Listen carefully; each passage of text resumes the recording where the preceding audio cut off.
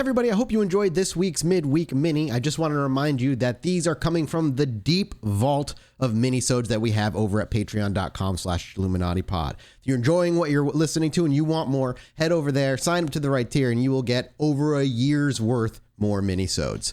Thank you all so much for listening. Thank you all so much over at Patreon, and thank you all so much for being beautiful people. We appreciate you. We love you. And on to the show.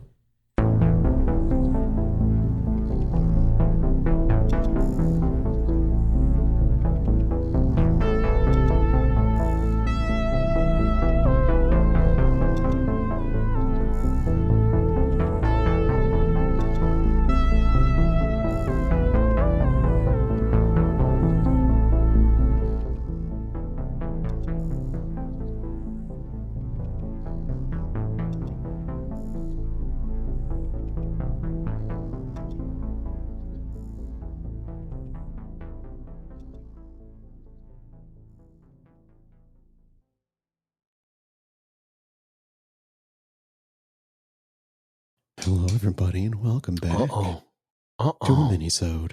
There he is. Minisode 135. Oopsie doopsie. Oops. Oopsie doopsie. Don't like it. Not a fan. I don't like it either. Little ASMR for you guys? Hey, Crandor's here. Hey, how's it going? Dude, I listen to ASMR every night. Hello. You don't listen to that. No, it's Ting Ting ASMR. I'm sorry, what is Ting Ting ASMR? Yeah, you can look it up on YouTube. Ting Ting. I will not. I'd rather you just describe it. Is it like eating I'm or pretty like sure paper? that's like or just her name. I is it see. the girl who Ting Ting. goes, okay. today we're going to make pancakes? Is No, that the girl? that's Fairy Char. The Fairy Char. Ting Ting ASMR. She has a lot of ASMRs. Like, what does she got? She's got 2. I just don't want to see because then I know I'll be embarrassed for She you. has 2.3 million subscribers. Yeah, God look, she's doing damn. better than all of us combined. No, I get it. But She's like, got us bodied. yeah, but like, Well, here's the thing. She's got 3 ASMRs that I only listen to. Don't listen to like any of her new things. There's 3 that I listen to, and they're like an hour and 20 minutes long because I want it to be. but what like, is it? It's just her doing like sounds to help you fall Well, asleep. like is it like those weird ones? It's like No, she doesn't do any like mouth sounds. like those creepy ones. That sucks, dude. No, she does like where she'll like scratch like a thing. It's just like. I'm here for it. Yeah, I I love hate like scratch taps noises. and scratches and all that. I Nah. love those. It's like white noise. So you have your little sequence every night that you like programmed into yourself Yeah. that makes you sleepy, basically. Yeah, and I so vibe because if with the that. Yeah. ASMR is too short, I'm like, what if I don't fall asleep in time and it ends, and then I can't, and I have to, and I'm like, oh, I can't. Then you're sleep. just Yeah, alone. but if it's like Yeah. an hour, I'm like, dude, I got like an hour of this, and you're just laying, and boom, you're gone. You know how I know I'm old? My ASMR is the news. Dude, you're like my parents. I turn on like the news and I go to bed and then the TV turns off. My That's dad will me. just be like, is the weather on? I'm like, I literally can just check my app and tell you that. And he's like, yeah, but is the weather on? I'd like to see. I love the soundtrack. I need to hear Ron Johnson talk about the news today. All right.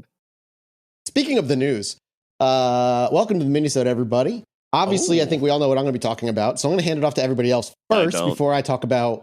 Today was a big day for the UFO world, the UAP world, because of NASA, but I'll leave it at that for now. How big was it really? It was... Okay. It's an app announcement. Let's be pretty real. big. It was pretty big, and a lot of the stuff that we were told is very useful, in my opinion. I'm going to go over... You want me to go over it now? You want me to start at the top, and we'll just get through it? I'm going to go over a summary. Yeah. I was satisfied with the go fast. I was satisfied can't with this. wait to be disappointed. I'm very excited. This wasn't... The UAP report is still this summer. This wasn't that. This is an kind of impromptu presentation the NASA wanted to put out and do a 2-hour presentation of. So that's what this is. This is the NASA's UAP Task Force Conference. So the full report is still planned for this summer. Their NASA and AARO updated UAP information now includes more than just UAP coming from the sky. Now it also includes USOs. So UAPs also mean things that come out of the water. USO means unidentified submerged object. So they've expanded the UAP to encompass. It's been crazy both of when the those things. USO show hits the troops. we saw USO. Remember, we saw the USO show. It dropped into the water. And Do you think everybody that's what was they really excited made? about it. Every time I go to the airport and they're like, the USO terminal. You think that's what that's for? Yep. Yeah. It's for aliens, dude. It's just the ghost of Bob Hope rising out of the ocean to entertain the troops. Swinging a golf club. One of the things that I really enjoy that they made very public is that they, the scientists and professionals working on this have been getting harassment, they said openly, from other academics in the science community, and even kind of alluded that the government has been trying to hold them back as well. At NASA, the government's trying to hold NASA back? They alluded that the government was also Kirkpatrick specifically, the man who's AARO. We talked about this previously, but Kirkpatrick is not getting the. He's supposed to be able to get whatever he wants out of the intelligence community. They aren't doing it, and he mentioned that in the congressional hearing last month as well. And they're more saying now beyond that, we also have like the scientific community is just making light of their shit. Okay. They are still studying unclassified data specifically so they can communicate their findings to the public in the summer. The origins of, they said for right now, origins of a lot of the UAP sightings are still very unclear to them. And one of their goals is to reduce the stigma around the topic in academic and scientific communities so that people can fucking like start studying this a little bit more openly and less with people saying this is dumb. Anomalous UAP cases, of all the ones that are reported, of around 800 cases they've looked at, they're about 2 to 5% of those 800 cases are considered anomalous. And more details are going to be discussed in the report in August that are going to be released. What they consider invaluable, unreliable footage or evidence is, they specifically said iPhone footage is generally considered unreliable due to the poor camera qualities, which can blur objects, obvious objects like planes and satellites, making them appear unknown. And this may also be their inability to capture high-speed objects faithfully. But that part is kind of like interpretation. We're not entirely sure because they didn't go into full details. But they're confirming what I believe that most UFO footage is. They're not using bullshit. they're not using iPhone footage as part of. They don't even look at it. They don't even look at it. They don't bother to look at it. They are NASA is currently planning to build a UAP reporting app that you can download on your phone, which is fascinating. An app? That's going to be high. Like if there's a sighting, like literally, if there's a sighting and like 100 pieces of iPhone footage come in from one sighting and it's all from different angles. Yeah. Or they all report it from different angles. Yeah. That's pretty cool. That's the vibes. Yeah. That is really I can't wait cool. till someone actively tries to cheat that thing and get a bunch of people to report it. There's also going to be people that are just like, here's a picture of my dick. I saw a mysterious object. You know that's going to happen. My UA penis, if you know what I'm saying. UAP, Oh God. So I'm excited for the app. They don't. What else they say is they don't find eyewitness sightings and mobile phone footage to be credible enough by itself, but require more scientific data along with it to warrant further investigations into those sightings. So basically, they're kind of taking a wait and see approach when people report UAPs and stuff, which I think this early on especially is totally makes sense. They don't have a huge team. You can't go after everything. Now they also announced that the UK government is now actively involved in UFO and UAP study. Metallic orbs, as we've been seeing in the past few weeks, are the UFOs most commonly seen all over the world by Arrow, and they make, quote, very interesting apparent maneuvers, unquote, which I guess means intelligent moving, like we saw in that orb that was kind of moving around buildings that we saw in the Middle East, I think 3 weeks ago. You remember what I'm talking about? Yeah. The top-down one from the military that was released by the government. Yeah. The little ball boys. So the fact that they're saying they're making little ball boys, exactly. Ball-bearing boys. They're making, quote, very interesting apparent maneuvers. And important is that they claim that they've debunked the Go Fast footage as and concluded that whatever the object is was moving around 40 miles an hour. And the reason it's put into it's not really agreed if it's debunked is because Kirkpatrick, the head of AARO, disagrees with some of their conclusions and does not agree that it has been completely debunked yet. What that means in detail, we don't know. Maybe we'll learn about that in August. So it's apparently still up for debate as to what the Go Fast footage is. Some people, a lot of people are saying no evidence has been repeated, but then in terms of extraterrestrials. But the NASA panel were a bit less adamant about it when asked about it. Various members of the NASA panel said they were committed to answering the, quote, "Are we alone in the universe?" question. It's something they're always working on, but it's a slow process. They also said once they know, it'll be public info. They didn't rule out extraterrestrial origins for the UAPs at all, but they currently have no physical evidence beyond the video, but tangible evidence that it's that it's extraterrestrial. But it's still that it's a in the works hypothesis within this group. It is actively being looked at and taken into consideration. And that's kind of like the long and short of the 2.5-ish hour NASA presentation, which, while it's not like, here are aliens, it's way more valuable and just to know how they're looking at things, know what they're taking into account. And the fact that they're being open, that they're getting pushback from the government and all these other things. Yeah. I appreciate the extra transparency. Yeah, I appreciate that the debunking they're doing. Yep. The fact that they're like, there's more to this than fucking dudes with iPhones that like smoked one joint and then saw some shit in the air. Yep. I saw something recently about like a couple other of the big like triangle ones getting disproven, Oh, yeah. The one that we talked about last week, the one that I'm mad about because Corbel put it out. And when it was very clearly proven to be flares, he was just like, I don't know, man. I don't know. You know what? That's a good point, but we'll talk about that more later. Maybe we'll put a pin in this. Yeah. Yeah. They're talking about it. They're going to be talking about it in their new episode Fucking of the podcast. Liar. Of He's course. not going to mention it again. But the thing is, he's also been instrumental in getting the other footage out that was important, like the gimbal shit. And that's the very nature of the problem right there. That's the same quandary that we've been in this whole time.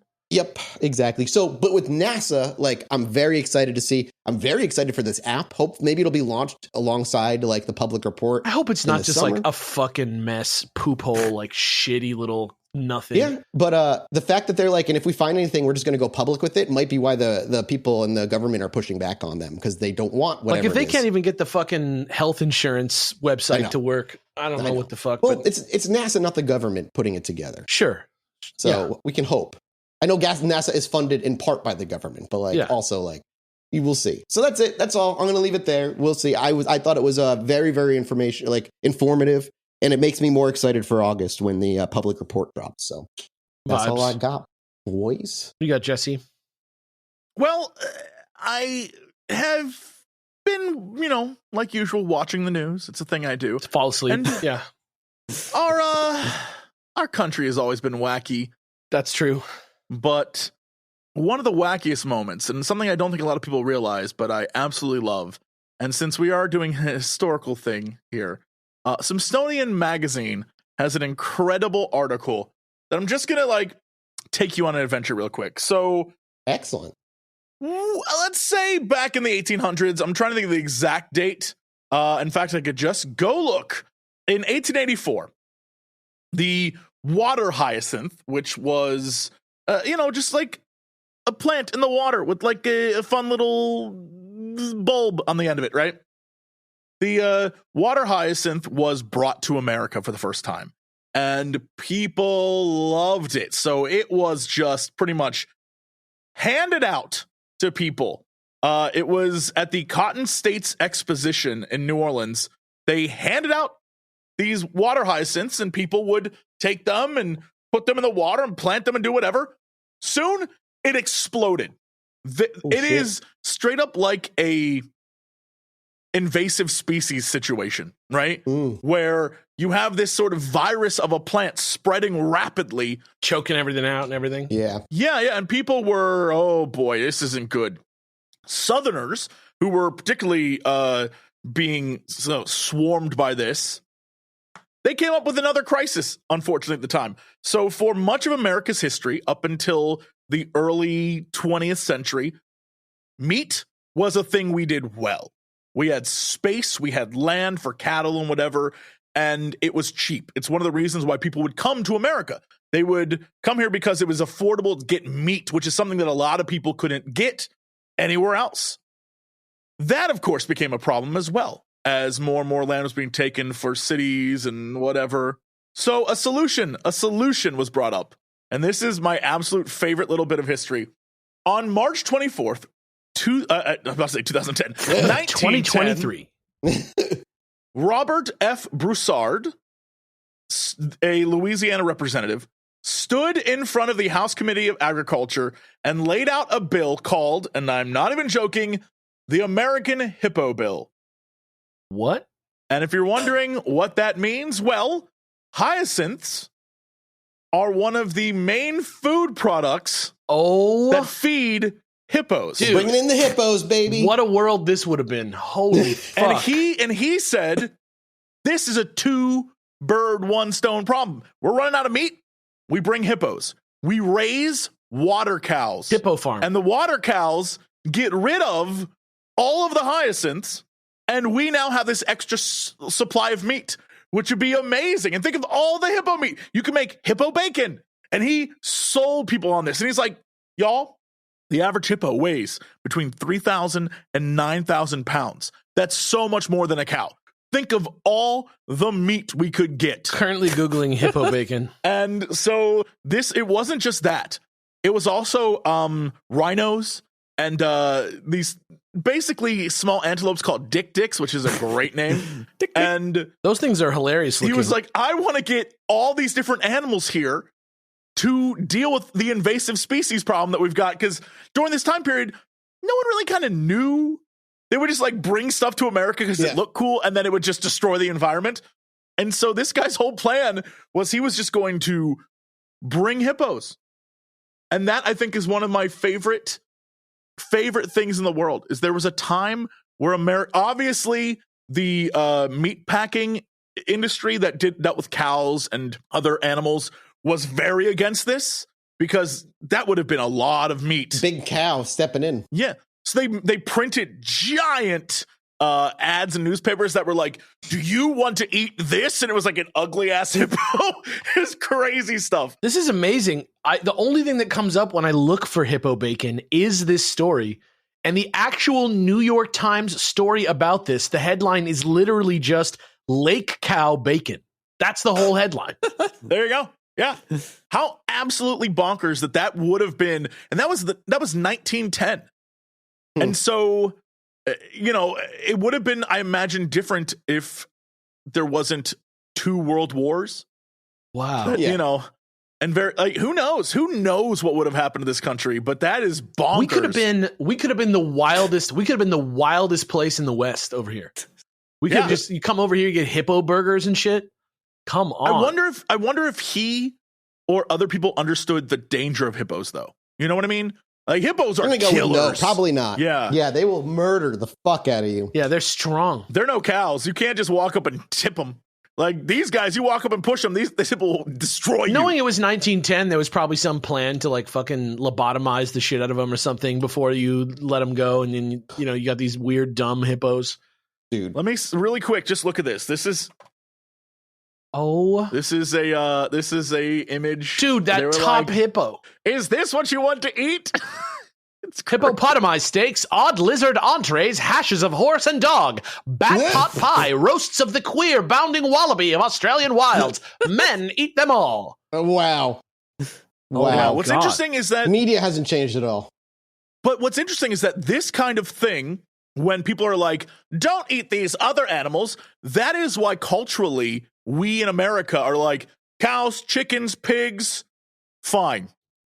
You eat any other, like rabbits, like they're cute, or like a cat or a dog or a horse. I tried kangaroo once. The list here, like you were saying, dog, bat pot pie, wallaby. This whole article is amazing, but down in the right corner, there's like another article starting that's called "What a quote unquote educated girl really knows."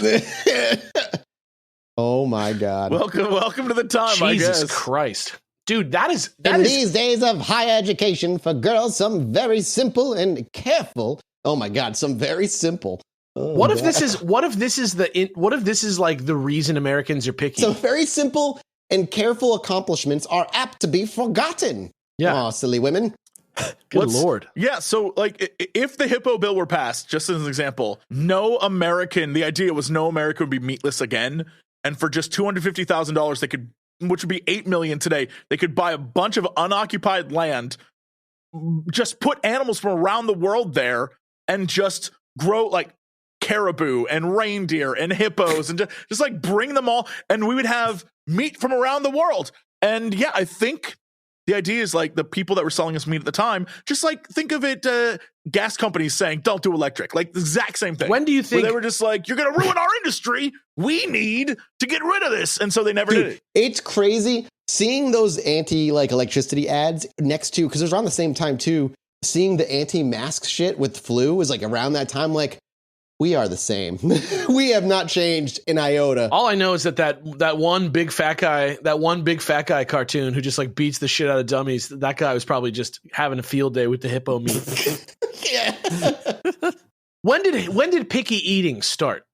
Like, can we trace that to these like weird anti-hippo meat ads? I would imagine that the Industrial Revolution put us toward the path of picky eating when we suddenly had more options as opposed to what we were stuck with. Yeah, like when did the chicken strip and rice guys start? Like what was like that? What really happened to America, at least, is during like 1910, whatever, we could have probably had hippo meat or crazy food from around the world. But then when World War I started, everyone just learned to ration. And so it wasn't about getting good stuff anymore. You were dealing with like, we don't have literal meat, butter, or coffee anymore. And so people at home, their food tastes shrunk.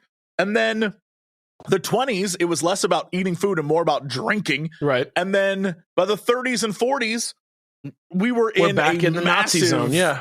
Yeah. Like, first off, World War II. But more importantly, we were in like the Great Depression. No one had anything.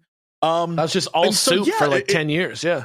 Yeah. And then the 50s and 60s was all about canned goods and things we learned from the war. Future foods. It's only recently are we starting to get back to what it would have been earlier in like the 1910s, where people were like, I'll try that meat. It's interesting. God. 2 world wars did a number on an entire century. Just a generation of appetites just absolutely ruined. That's so freaking surreal. Yeah, but you'll notice that in a lot of countries that weren't involved in said wars, they kind of like had their own vibes and their own things, and they weren't sacrificing crazy stuff. So yeah, it's interesting. Every other country has like 10 national dishes, and that's it. Yo, this thing says that scientifically documented instinct in young children to be wary of unfamiliar food. This is due to their lower body weight, and they're more vulnerable to poison, which is why bitter flavors might be rejected. That makes sense. I can see that. Absolutely. They're just trying to not die, huh? Well, I mean, but it is down to unfamiliar food. If we as adults were exposing kids to, like crazier food when they were young instead of chicken tendies. How do you convince a kid to put a gusher in his mouth, though, then? How do you get him to eat fruit by the foot? You make it fun. Oh, because it's sweet. Yeah. Yeah, it's super sweet. sweet. The minute it touches their tongue, like, this is the greatest thing I've ever had. It's like when you watch a baby eat ice cream. They lose their mind. They're just like, what? Yeah. Same thing. You get the dog, the unsalted or that patty. gif of that girl who eats the cotton candy at the baseball game. Oh, She like my God. Oh, yeah. Yeah. Incredible. She like truly felt alive for the first time. The kid who eats bacon for the first time, too. That's another good one. Yeah. Like it's kids understand good. They just aren't exposed to a lot because we don't have a lot here, I guess. It's weird. It's interesting. That's fair. Yeah. So we could add hippos. That's my story. And speaking of something weird and interesting that has nothing to do with hippos, it's time for Jeppi LaRosa and the Order of Meonia, Part 3, Light on the Water, Dark of the Soul. Crendor. I'm so sorry. I didn't even think about this when he's asking you to come to this. halfway through. You're going to have literally no clue. He's not going to be able to know anything that's going on. He's going to have missed almost nothing. Basically, this is a continuation of the story in the previous minisode, based mostly on the book Chronicles of Meonia by Jeppi LaRosa. All true. Which is, just so you know, Crendor, it's a factual like autobiography of this mythical journey he went on. Factual autobiography may not be true. Just saying that right now. If you're listening to this in the far future, go back to minisode 133 to get started on this little tale. Last time we left our heroes, they were told by the spirit of Guevero, which Crendor, that's what's her name? Guinevere from Arthurian legend. Of course. Visited them in a seance and told them that in order to obtain the red stone, they should travel by boat to a place called St. Benet's Abbey in the Norfolk Broads, which was a sort of 18th century kind of windmill type place. And to ring the bell there that they got for the next message to help them on their journey to grab it. The Eye of Fire is another thing that they call the redstone, and to call off the spirit of the Guardian that was accidentally unleashed on Terry Shotton when they found the bell. So basically, the person that the bell was meant for died, and when Terry found the bell to find the stone, the Guardian got sicked on him instead, and there's no way to turn it off now because that magic was not meant for him. They have to go on this grand adventure because the Guardian is hunting them. Yeah, so they did a This is the Guardian that said, I can't tell you, it's too long. And no, then the gives Guardian you like is... No, that was Guinevere. Yeah. Oh, sorry. The Guardian is the evil entity. So the Guardian is the one that's trying to stop them. Yeah, it's like a monster. But it's like an invisible. It's some sort of Dementor. Again, this all actually happened. Wizards, Krendor, our world wouldn't exist if this guy didn't do what he did. This happened. If this didn't happen, we'd all be dead. This was in the 80s. This was in the 1980s. So it's Sunday. They learned from their ritual that they did last time that at sunrise on September 19th, the autumn equinox, that they needed to go there by boat. So they did it. They rented a cruiser. It had 6 berths. And lucky for our boy Joe, Giuseppe, who almost never gets to come along and do anything because he's the newest one on the crew. He got invited along this time. He offered to do it. And along with him went Graham, the main dude, Martin, Jean, Susan, and poor Terry Shotton, who was haunted by the Guardian and wanted to be there to end it in case he needed to be, or in case the bell was tied to him in some way. So they set out towards the town of Wroxham on the River Burr and made their way through England's eastern flatlands. It was a very beautiful trip, shimmering sun and tea and coffee and sandwiches on a slow boat ride.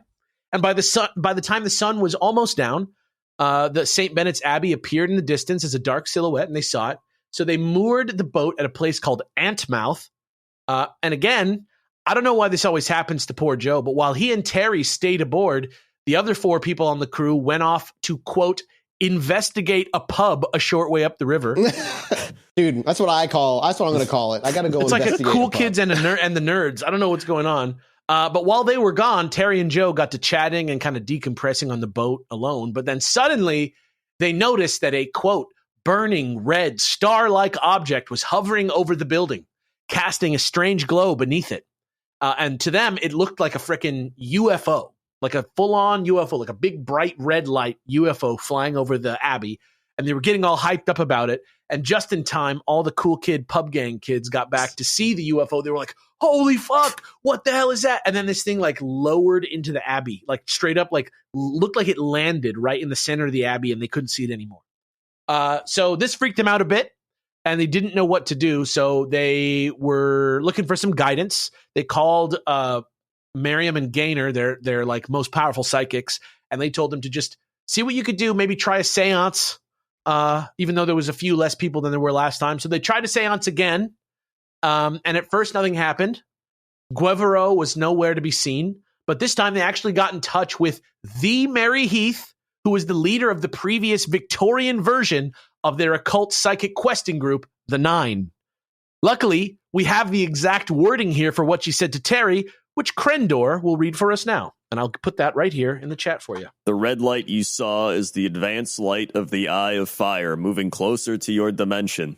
The secret held with the walls of the Abbey has been activated. You must be within the great bell tower at sunrise. The bell must be rung within that sanctuary at that time. Beware! The Guardian foretells then that he will strike. The Guardian is getting stronger, and I do not know if I can control him. I must go now. Communicate again at 11. Yeah. This is Guinevere? No, this is Mary Heath. This is the lady who died hiding the stone. Right. From last time with the ghost voice. Yeah. Right. So with this direction in mind, they chilled out. They prepped on the boat for another sesh at 11. Just kind of hanging out. It's beautiful country over there. Seriously, look this up. It's a flat sort of windmill-y part of England with trees and rivers. It's beautiful. And there's a lot of fishing going on. And they're on one of those riverboat things? Yeah, and they're chilling out. It's like a 6-man. From Peaky Blinders. Well, it's 1983, so I'm sure it's nice. They're still there, for sure. Yeah, and they're sleeping on this thing. So they're waiting for this to happen. But by the time 10:30 rolls around, things start getting a little weird. Terry's starting to get anxious. Dread is starting to become palpable on the boat, which is usually not a good sign. But then out of nowhere, Graham starts to get really drowsy, his eyes close, and eventually he falls into a trance. Or so they thought. Because when he opened his eyes, there was a fearsome look in them. He started growling and suddenly lunged straight for Terry. He had become possessed by the Guardian. It took all 5 of them to fight him to the floor since, quote, his strength was incredible, and he rose from the ground as they clung limpet-like to Graham's body. And he roared deep guttural roars like a monster. And it's like Superman coming back from the dead. They're literally wrestling him. Yeah, no, exactly. They're wrestling him, and he's screaming and roaring, and ungodly noises are coming out of his mouth. And they literally wrestle him for 5 minutes as he's reaching for Terry's throat, trying to kill him. And finally, he tired them all out and shook them off. And Terry was literally scrambling into the corner trying to hide, and he was crying like he was going to die. But just at the last moment, just before he got up to Terry, Graham just sort of like lost all power and like ragdolled onto the sofa for a second, and everybody was like, what the fuck? And then he just sort of like suddenly got like really serene. His eyes were still closed. He sat up on the sofa in the middle and got into like a almost like spiritual, like calm sitting position. And then he spoke in a voice that nobody in the room recognized. And Jesse is going to read this for us now. My name is Prester John, the Guardian. Oh, wait, no. The Guardian has been removed. Oh, he's so much nicer. Yeah, we love Prester John. I'm not the Guardian at all. We needed to know the strength of the Guardian, and now we know. Tonight you will be safe. Tomorrow you must obtain the stone. If you do not, there will be dire consequences. The Guardian will return more powerful than ever and destroy you. And so that's what Graham said, and then he sort of like he sort of like powered down for a minute, and then he came back like, oh, what the fuck just happened? He powered down. Whoa. He just sort of like Saiyan 3 he for had to. too long. Right, I've got to go now. Yeah. I am powering down. And he woke up. He didn't know what had happened. They told him that Prester John came, and all the book says is that Graham recognized Prester John as an entity who'd communicated with him before. I don't know what that means. I think maybe we'll get to that a little later in the story. But then the spirit was gone, and Jean, everybody was just like so relaxed and tired and just exhausted. I don't know about relaxed, but just exhausted, tired. And Jean got up and she was like, I'm going to put the kettle on. Everybody needs a drink, I think.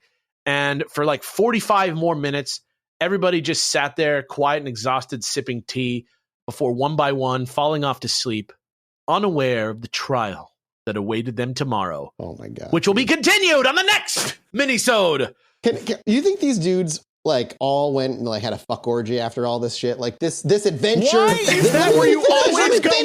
Let me finish. The excitement, the danger, the adventure, it's all everything they want. They get back and they're like, yeah, and they get back to like all worked up and they gotta just fucking launch themselves onto each other.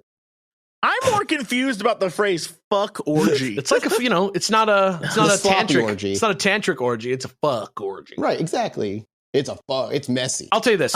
They are nowhere near the end of their adventure. They like. It can't keep going. This is like when they have to pad a season of TV. It's like we have to be there tomorrow. He's holding up a book with a bookmark that is very much in the first quarter of the book. But they have to get to this. They have to get to the bell tower, and he said by tomorrow. So you're telling me that there's 2/3 of a book till tomorrow? No. This is not all about the Red Stone. The Red Stone happens very soon, but there's so much more to this story that you have no idea. It goes. Great. It's about to. We're on like the launch ramp. There's so much more to this. He hasn't even taken and we'll off. talk about it. Yeah, he hasn't even taken off. We already got the green stone and the red stone. How many stones is that? Have you ever seen Avengers? Are we gonna stop, dude? I'm not gonna tell you. If this ends with we have to stop the Guardian from collecting all of the stones. No, don't worry. The Guardian's like a Goldar-esque figure in this. He's not even the main baddie. He's not Thanos, there's dude. another. He ain't Thanos. The Guardian is actually supposed to be a good guy. Loki. He's Loki. The Guardian is actually good magic that's just malfunctioning because there's no target for it anymore. So it's just wild. That seems magic like a weird thing to overlook when creating this character. Is that she thought when you for create sure something to kill something and protect something, if there's nothing left, it probably shouldn't still be aggressive toward whatever is nearby. I don't know how good the programming is on these Guardians. Clearly poor, very poor. Well, there's a lot of powering down happening. So, well, listen, I'll tell you this: we're probably going to get the Redstone next episode. So, beyond that, I can't wait for you guys to find out what happens because I haven't teased almost anything. I haven't teased almost anything beyond this. So silly. I'm so happy for you guys. You guys are so lucky, except for Crandor. He doesn't get to hear. Oh, it did. I was fully tantalized. Thank you so much for sticking around for that specific piece. It was worth it. Thank you for reading. Yeah, vibes. No worries. Since this was a surprise, I imagine you didn't bring anything there, Mr. Crandor. I did not, but Alex said he supplied me with something. This is my ghostly tour guide. Okay for podcast. Having followed the show from the beginning, I had to share more of my paranormal experiences. I had posted a week or so ago about my ghostly experience during the pandemic. Well, that was not the only toe dip into the paranormal I have ever had. My family and I travel to Western Maryland for vacations, and our route takes us past Weston, West Virginia. That's fun. Trans-Allegheny Lunatic Asylum is located there. Lunatic. Yeah.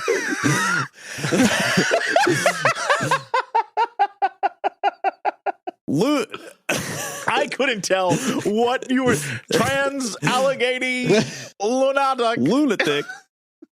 It just sounds bad. Like if you got to go to a lunatic asylum.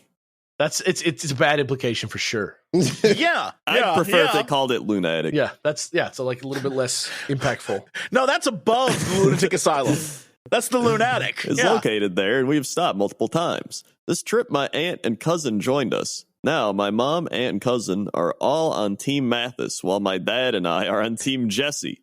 Parentheses, Hey! Yes, even after things have happened, I side with the red-bearded Baron of Septics.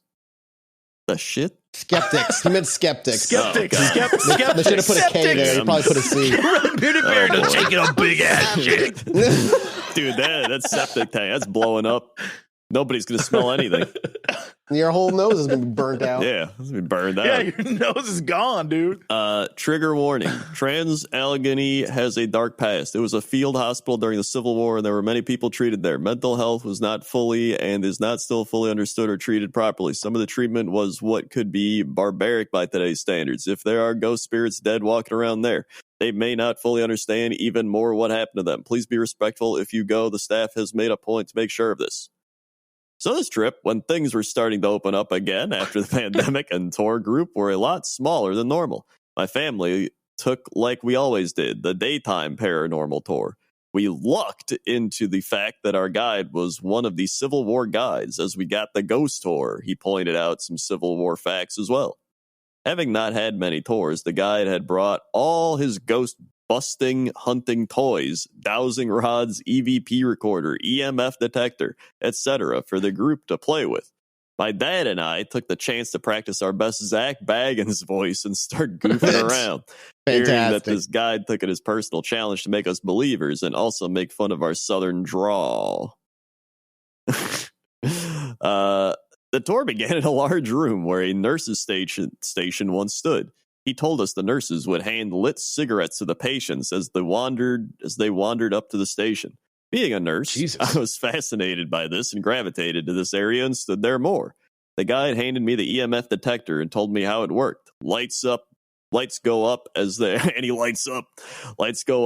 is more activity. He handed out the rest of the equipment and walked away. I asked something like, "Is there anyone here?" Light went up. Okay, there were wires and pipes and such. Go one with bad self thingy. Wait, what? What?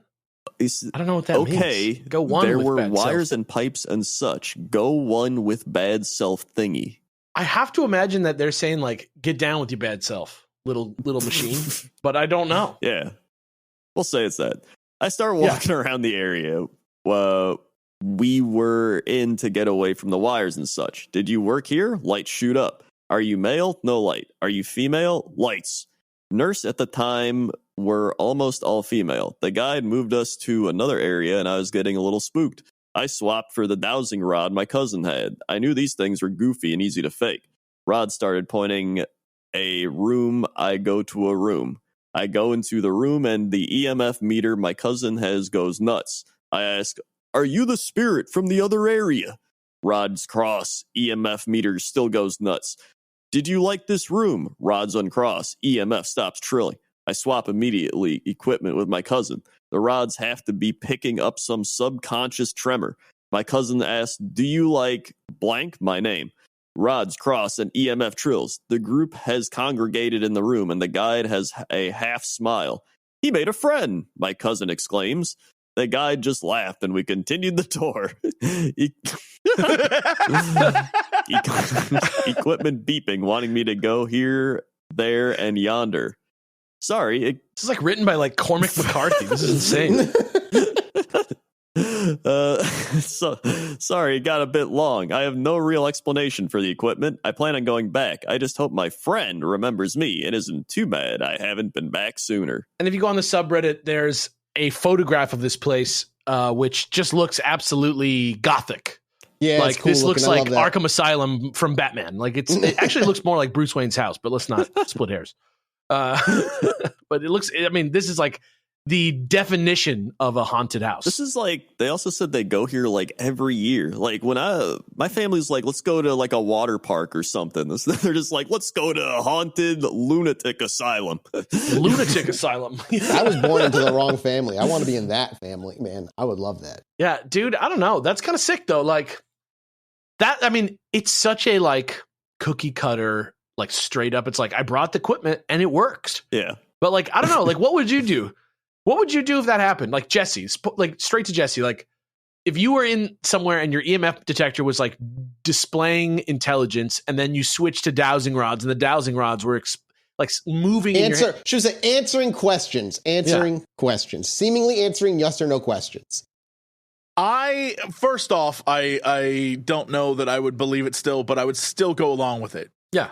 Just to see how far I get. But like, I don't believe in half the stuff I do, and I just do it anyway. That's like work. That's YouTube in a nutshell. Yeah. True. Yeah. I'm like, yeah, okay, sure.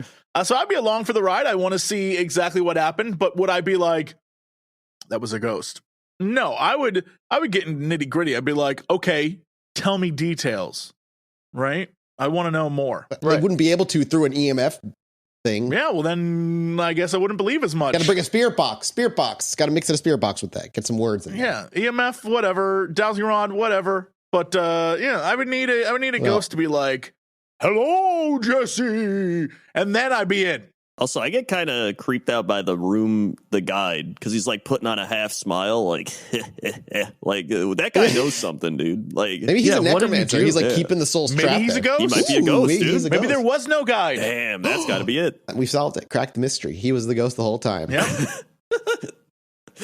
Thank you guys so much for supporting us at patreon.com/Chilluminati pod on this, once again, long minisode. Another like 40-minute one. It's crazy. Sometimes it's got to be 40 minutes. You know, Dude, we've been doing like long minisodes like every time. It's been great. Shout out to Giuseppe for the love. Giuseppe. Thank you so much. We'll be back next week with another minisode for you here at patreon.com/Chilluminati pod. And you should have a new Rotten Popcorn by then too. Fingers crossed. Thank you guys so much for listening. Thank you, Eric. Thank you, Krendor, for joining us. Those are my names. And we'll see you here again. Yeah, am I not allowed to like speak your secret name? You cannot speak it's not a secret. of that name. Yeah, I don't care. Krendor. Nobody knows my nobody knows my screen name. Everybody just knows my real name. It's true. That's the real reveal. Goodbye, everybody. Goodbye.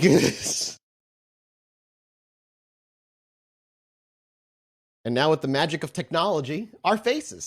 The terrorists have won, ladies and They gentlemen. have won by giving us money. They have won. Welcome to the minisode 137, I believe is today's minisode. Alex, why don't you welcome everybody to this new era of video with some storytelling? I wish I could show my butthole on camera, but I can't.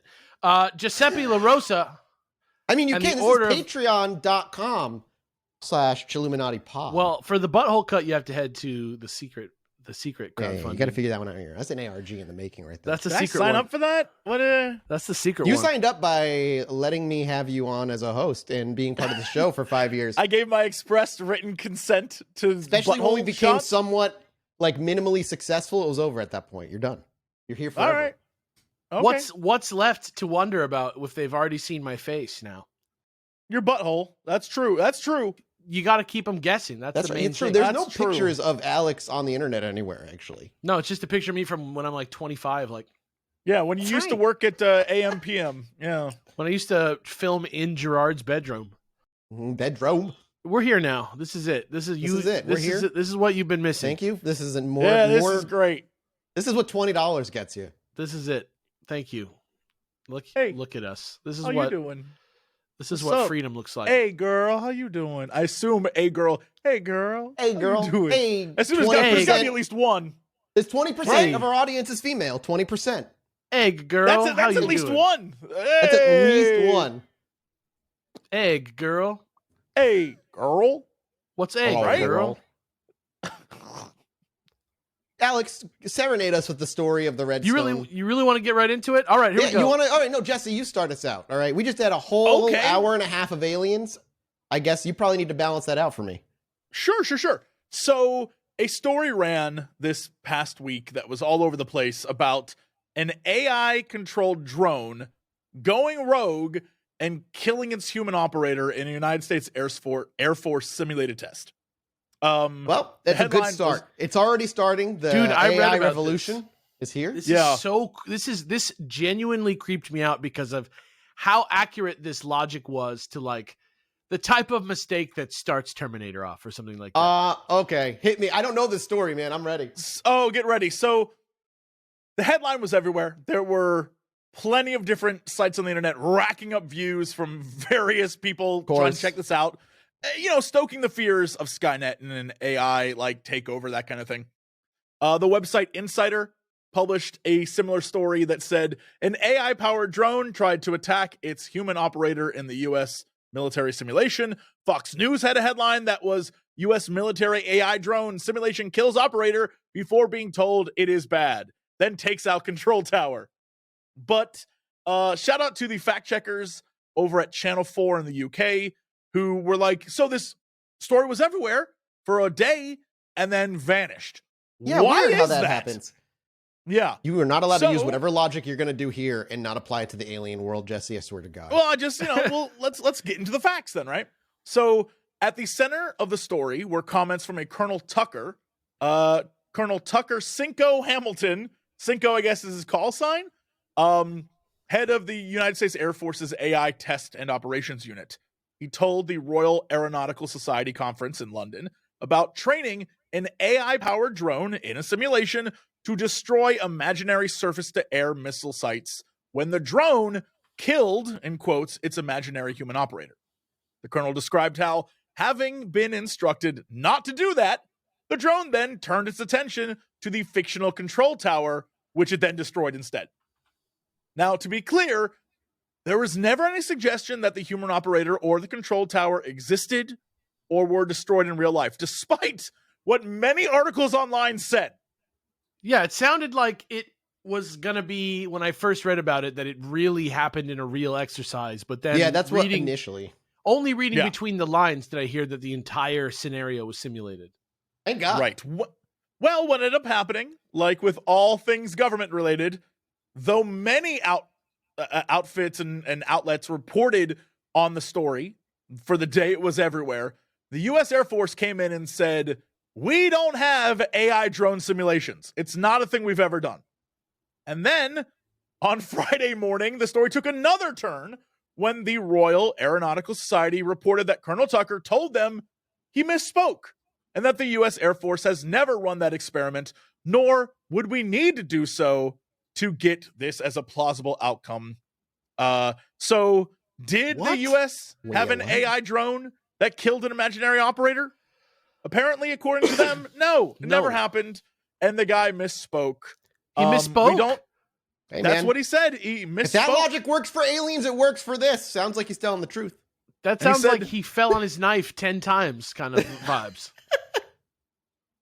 Yeah, and again, I think his quote, we've never run that experiment, nor would we need to in order to realize that this is a plausible outcome, I think is super interesting, where creepy. They like already know that the AI will it could probably blow us up.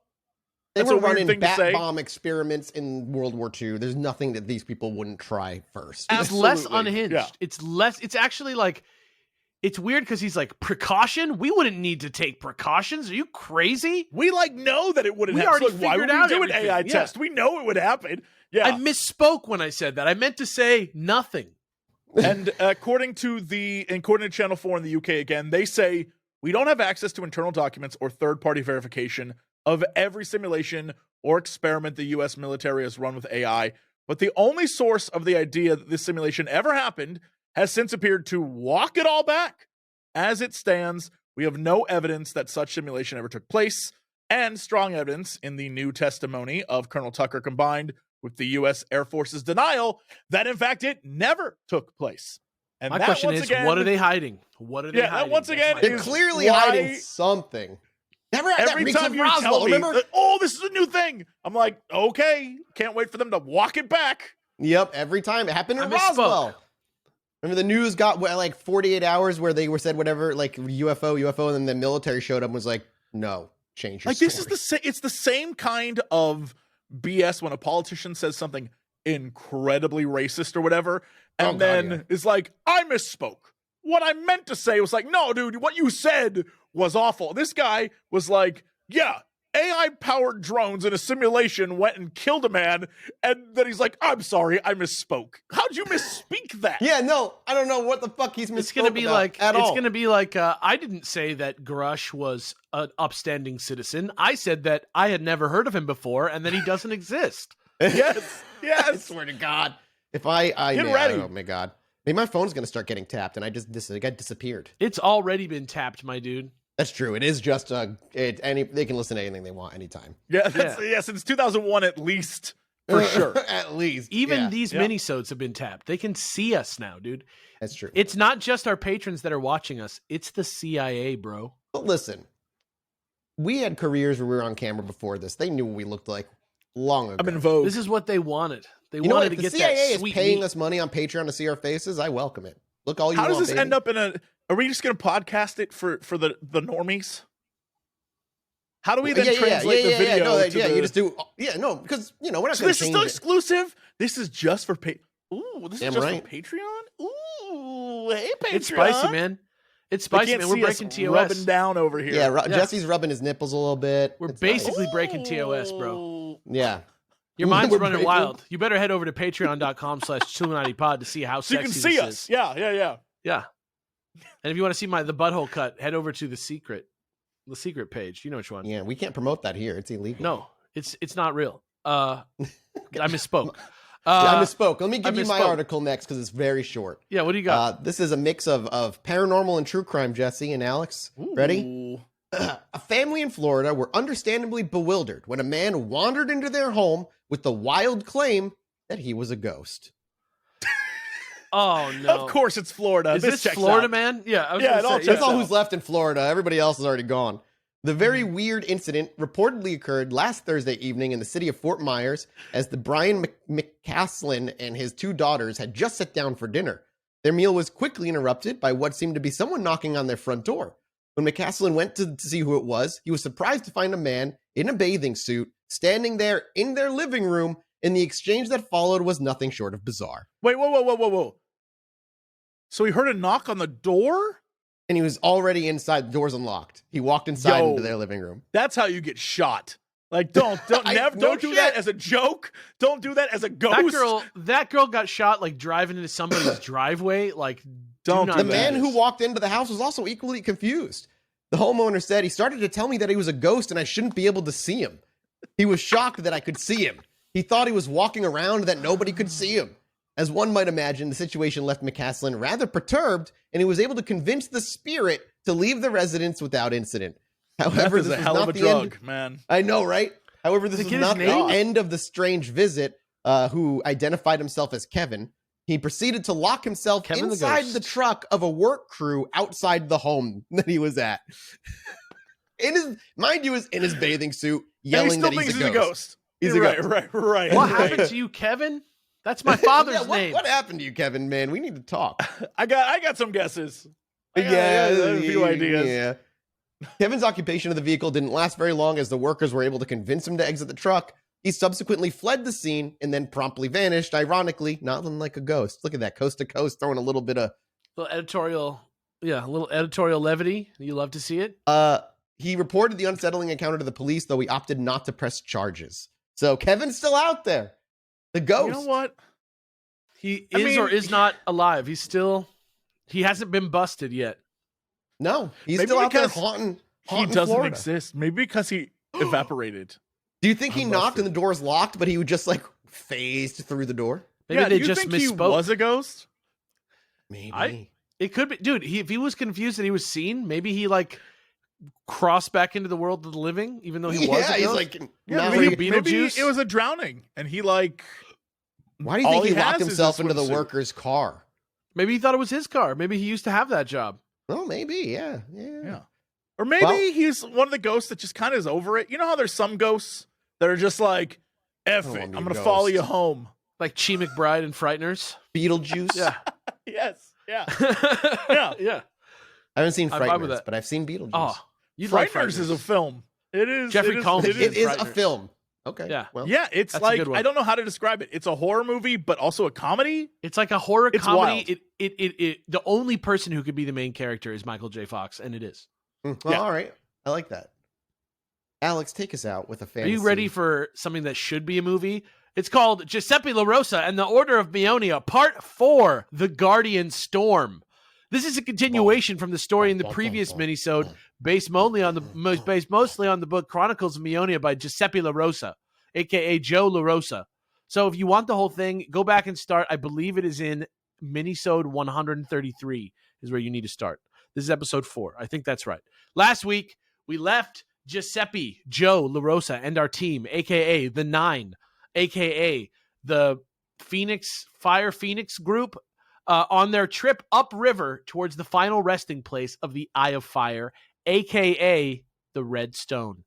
Graham Phillips had recently been possessed by the Guardian, if you remember, that had been hunting them down, the one that tried to kill Terry for stealing his bell, only to be exorcised by another entity from his past called Prester John, who told them that if they didn't get their hands on the stone by the next day at sunrise, the Guardian would return and destroy them. You guys remember that from last time? I do. Oh, yeah, I remember. Yeah, I thought the story was because over. the You're Guardian like, we got a has long nothing way to go. The Guardian has nothing to protect, so he's just taking his anger out on the nearest guys. Yeah, well, he doesn't. The person that was meant to pick up the Red Stone is dead. So they're trying to outrun the security system. So that next morning, the group woke up early on the boat, so they'd have plenty of time to park their boat up and explore the Abbey, but the Abbey where the stone is supposed to appear, and they're supposed to ring the bell and get the directions. But in a farcical turn of events, they were greatly waylaid by a local fishing tournament, which they accidentally drove straight into the middle of and had to turn around. The fucking fishing tournament stopped them from trying to save the world?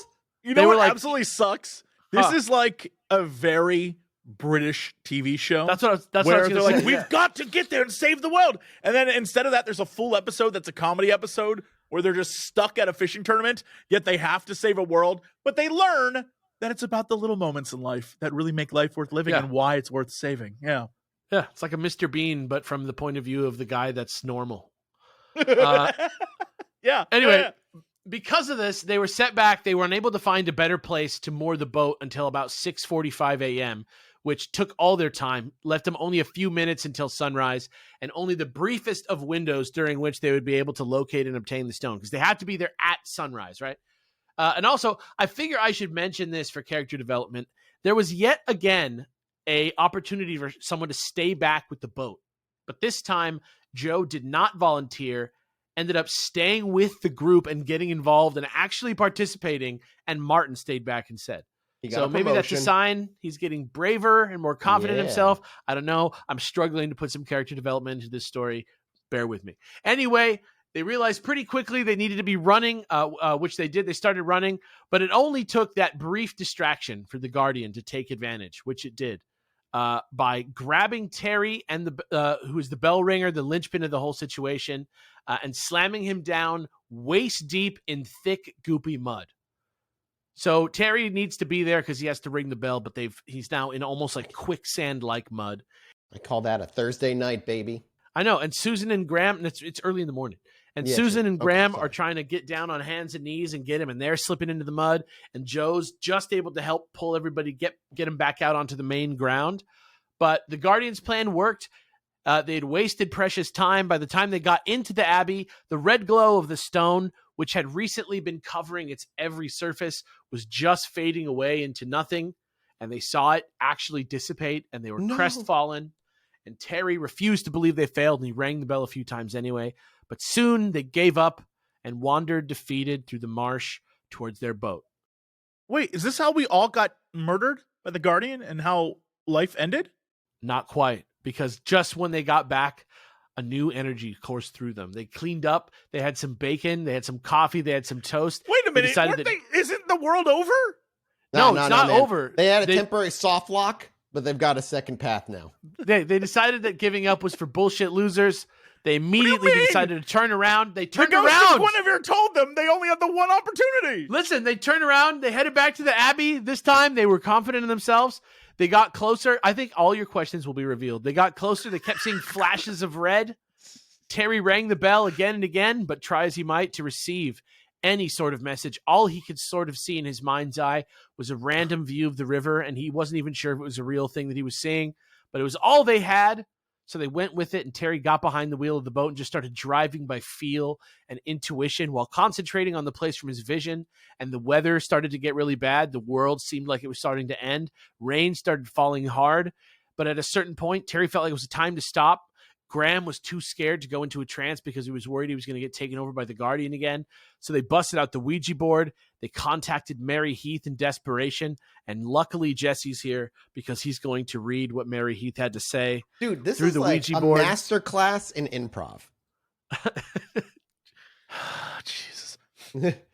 Even though you were too late to retrieve the full information that I had left at the Abbey, you still have managed to arrive at the place where I last came. That's downstairs for me, baby. That's You have made downstairs for only- me, baby. You have made only one error, for you should be on the other side of the river. She did not just O'Connell. I literally wrote Benny from the Mummy in my notes. You're on the wrong side of the river. I will shut up. She does not end it with I will return at 8. Yeah. So, like Benny from the Mummy, they grumbled a bunch and they turned the Stop. boat around, and it took a really long time, but they did it, and they made sandwiches. And at 8 p.m., they were ready for part 2 of the message, which Jesse will read for you now. Here we go. Ready? This is part 2, same character. Same character. Same amazingly well-voiced character. One time she says, be there at sunrise. This time she said 8 on the dot. This is Mary. You have done well. All is not lost, for there is still a chance. My creation, the Guardian, is the key to the stone. You must try to communicate with him and explain why you are here and what you have to do. You can, it's just like all can be sorted if you have a conversation with the Guardian. Just talk it out. There's so much miscommunication. It's one of the things I hate the most in movies. If characters just said what they were thinking, the movie would be over. It makes no... Anyway, you must try to communicate with him. Like I said, Graham's body will have to be used. The Guardian is now very powerful. I cannot stop him. You are in God's hands now. Good luck. If all is well, I will communicate later. They decide, all right, I guess we have to get Graham tranced out again and possessed again. So they sit there and they wait.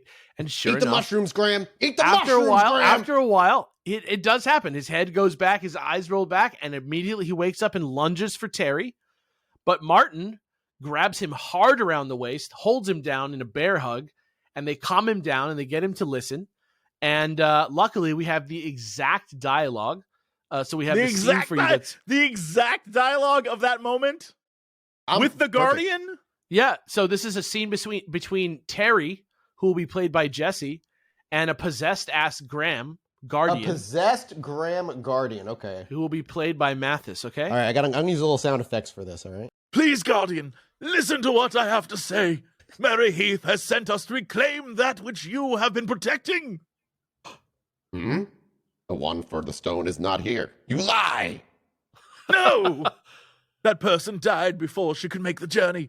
Mary Heath knew this and has summoned us to complete what was done. How can I know this to be the truth? We could not have got here without Mary's help. Only she knew the location of the stone. Her friend having passed away before she could get here. Ah, and you say that Mary led you here. Yes, are you stupid? I've said it like twice now. Mary wants us to retrieve the stone. Listen, I'm in a trance. Things are very confusing. Understood. That was our task. We mean you no harm. Then who is this that clings so tightly to me? It's only Martin. He's not trying to... But then the Guardian suddenly reached out and tapped Martin lightly on the forehead with Graham's finger, and Martin flew backwards across the room and hit the wall and fell unconscious. Jesus Christ! And Graham collapsed where he stood, and at first, Giuseppe Joe LaRosa thought that the Guardian had hopped into Martin from Graham, but soon they realized that it had dissipated altogether. In one final fearsome display of strength, the Guardian disappeared, and then, out of nowhere, Graham got up again, looking possessed again. Oh, but excellent. this time, the energy within him was calm, serene, and feminine. Okay, I got you. I'll have Mathis continue as this new version of Graham, but Jesse stays as Terry for this one. For this next scene of them talking. No, just feminine energy. Yeah, Didn't feminine say it was energy. girl. I got you. I'm gonna be feminine. Well, her name's Mary, right out the gate. Yeah, so we're yeah. talking. It's a girl. It is I, Mary. No, that's too much. It's creepy. There we oh go. my god. Sorry. It is I, Mary. The Guardian is gone, and now you will be able to obtain the stone. But first, you must answer a question. It is a test to see if you are worthy of the Eye of Fire. Who is Mionia? Well, I'm not quite sure I...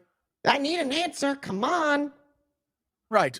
Well, we all have different ideas of what Mionia actually is, but essentially, we think it's God. Well, that's correct. But because you seem to differ, I cannot allow you to take the stone. Yeah, no, that's right. What? That's unfair.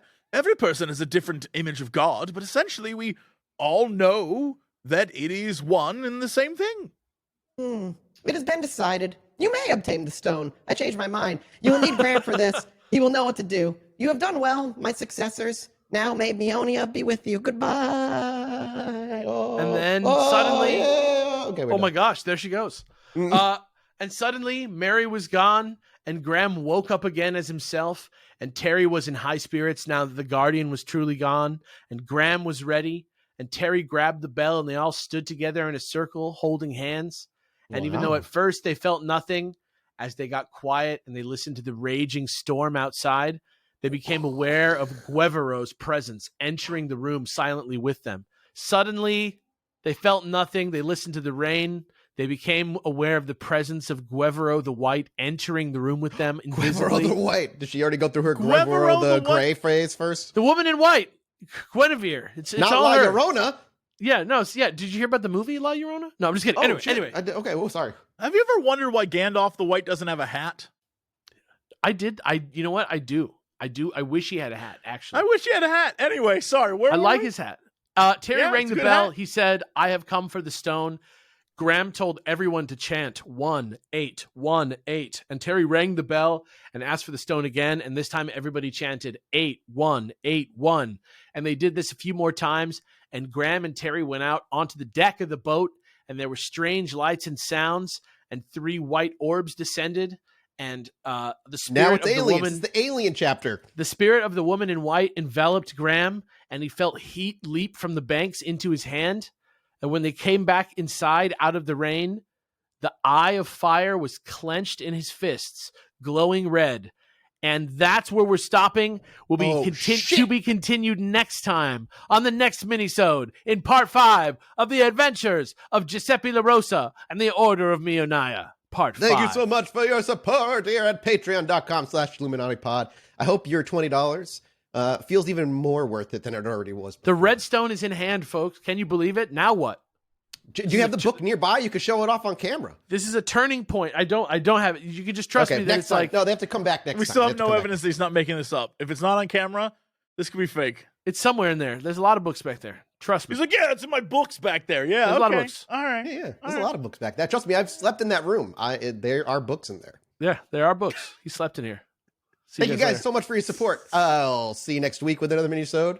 We appreciate you, and I hope you don't kiss this while you watch it. What? Oh, What? I'm gonna get so many screenshots now. Goodbye.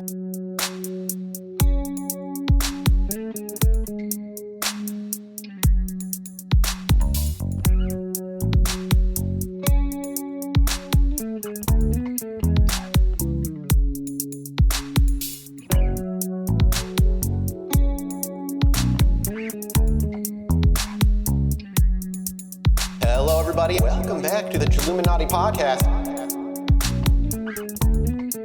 As always, I'm one of your hosts, Mike Martin, joined by the... I don't know who they are. There's two...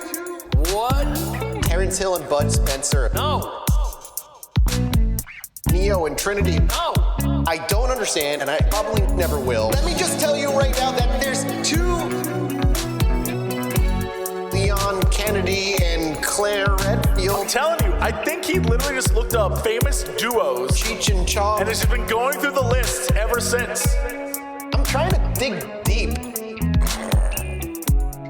Which one of you is Dick Powell? Me? Your name's Jesse Cox.